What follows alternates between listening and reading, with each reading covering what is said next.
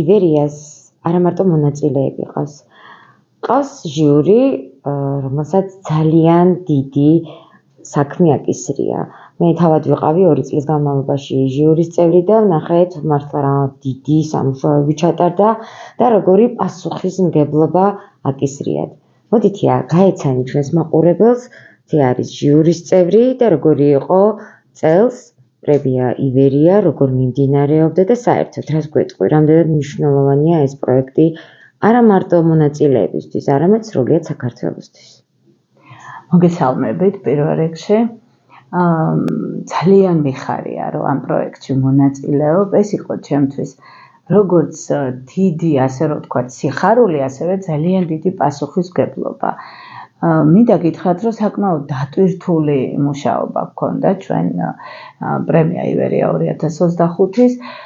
იყო არაჩვეულებრივი მწერლები, პოეტები წარდგენილი, ძალიან ბევრი ნაწარმოები და სიმართლე გითხრათ, შერჩევა ძალიან გაგვიჭირდა. მაგრამ, რა თქმა უნდა, კონკურსს თავისი წესები აქვს, ამ წესებს ვერ დავარღვევდით და, ბოლო ჯამში მგონი ნაწყენი არავინ დარჩა. ძალიან სასიამოვნო პროცესია თვითონ ჟიურის წევრობა და მით უმეტეს, როცა ამდენ არაჩვეულებრივ და საინტერესო ხალხთან ერთად გიწევს მუშაობა.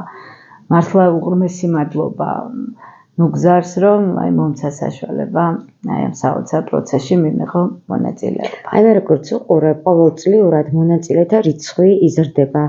თქვენ პირადად რაზე მიგანიშნებთ ეს ყველაფერი? იცით რა, ქართველებს არასდროს გვაკლდა პოეტები და მწერლები და პირიქით, იცით, იმდენი გენიოსი ყავს, რომ მგონი ჩვენი ქვეყანა პატარაა მათთვის. ხო, ძალიან ბევრი ყავს პოეტები, განსაკუთრებით, ისეთი ფრაზები მოდის, ისეთი სიტყვები, ისეთი სითბო მოდის და მე სხვათა შორის შარშანაც აღვნიშნე და წელსაც მინდა გავიმეორო. ყველაზე მეტად რაც მომეწონა და იმედი მომეცა, ეს იყო ის, რომ უმეტესობა იყო პატრიოტულ მოტივებზე შექმნილი ლექსები. ღვთისმშობელზე ქონდათ მიძღვნილი ლექსები და ესენი იყვნენ ავტორები, მე როგორც გავიგეთ, ახალგაზრდები. და რუსთაველზე, ვეფხისტყაოსანზე, ჩვენ იმ სიწმინდეებზე, ჩვენ იმ ღირებულებებზე, რაც გაგვაჩნია ქართველებს. 1-20 წლის πριν დაწერილი ქონდა ქართულ ენაზე ლექსი.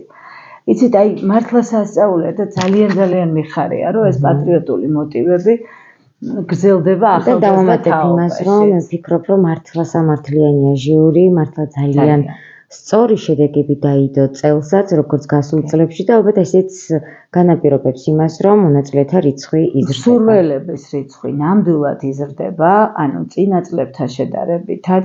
ძალიან ბევრ ადამიანს რაღაცა თითქოს არჯეროდა, ეშინოდა, მაგრამ ჩვენ ეს ყველაფერი გავაქარწყლეთ, ასე რომ ვთქვათ და ძალიან ბევრი მსურველი ყავს წელსაც.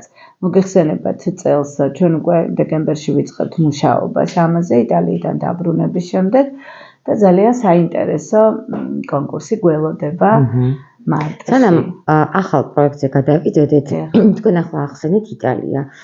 და მეთანხმები, რომ პროექტმა გაუძლოს წლებს, არის ძალიან იშვიათი, პრემია ივერიამ გაუძლო წლებს და მეტიც გასცდა ქვეყნის საზღვრებს. ერას იტყვი, როგორი იყო იტალიაში წასვლა, როგორი ემოციები გქონდათ და რამდენად მნიშვნელოვანია, რომ ეს პროექტი გადის უკვე ქვეყნის ფარგლებს გარეთ, რამდენად მნიშვნელოვანია ეს არა მარტო მონაწილეებისთვის, არამედ თავად ჩვენი ქვეყნისთვის. იცით რა, მე ესე ვიტყოდი, რომ ნუგზარი ფაქტიურად წერს ისტორიას.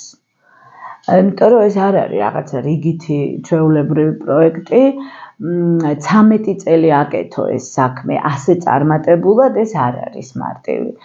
მოგეხსენებათ, საზღვრებს გაცდენილია დიდხანს, გამომდინარე იქიდან, რომ ქვეყნის სხვადასხვა კუთხიდან ჩამოდიან მონაწილეები. შარშან ჩვენ გვყავდა პოლონეთიდან, იტალიიდან, სასომხეთიდან, აზერბაიჯანიდან, ლიტვიდან და ასე შემდეგ, უკრაინიდან. და ამითი ძალიან მრავალფეროვანი და ძალიან საინტერესოა.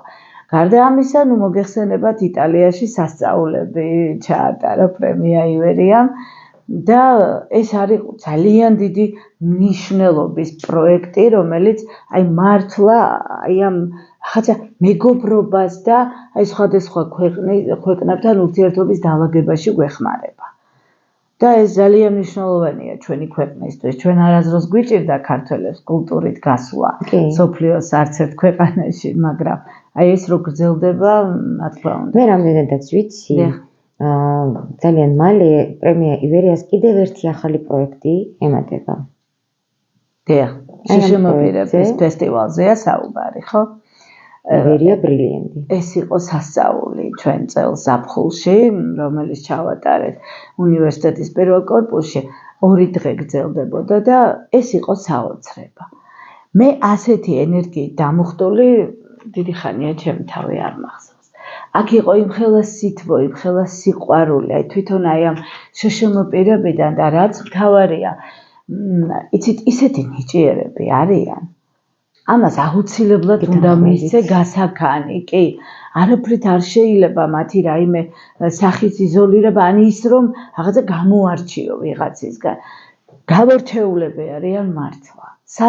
აი საოცარი ფესტივალი სიტყვები არ მყოფნის, არ ვიცი რა, როგორ გავმარტო. სასწაულია. იქნებით თუ არა ახლა ისევ ჟიურის წევრი? დიახ. კი. რა თქმა უნდა, წელსაც ვარ ჟიურის წევრი.